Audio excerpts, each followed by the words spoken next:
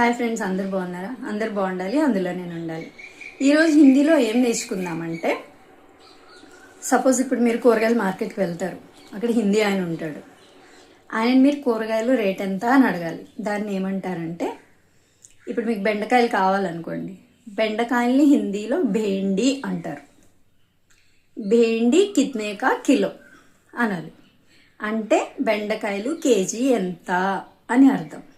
ఓకేనా? అప్పుడు అతను ఏం హిందీలో రిప్లై ఇస్తాడో చూడండి. ఈ క్లాసెస్ అవి ఫాలో అవుతూ ఉండండి, అప్పుడు మీకు అర్థమవుతుంది ఏంటి అనేది. ఓకేనా? మనం కూరగాయల షాప్కి వెళ్ళినప్పుడు, కూరగాయల బండి అయినా షాప్ అయినా వెళ్ళినప్పుడు మనం అడుగుతాం కూరగాయలు ఎంత రేట్ అని అడగడానికి. మీకు బెండకాయలు కావాలనుకోండి, మళ్ళీ రిపీట్ చేస్తాను ఎందుకంటే మీకు అర్థం అవ్వాలని.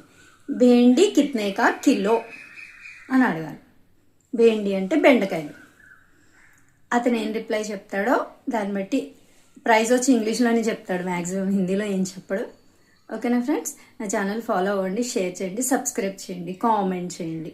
మీకు ఏ వర్డ్స్ అయితే కావాలో హిందీలో అవి కామెంట్ చేయండి, నేను మీకు రిప్లై ఇస్తాను. Okay friends, bye friends, thank you.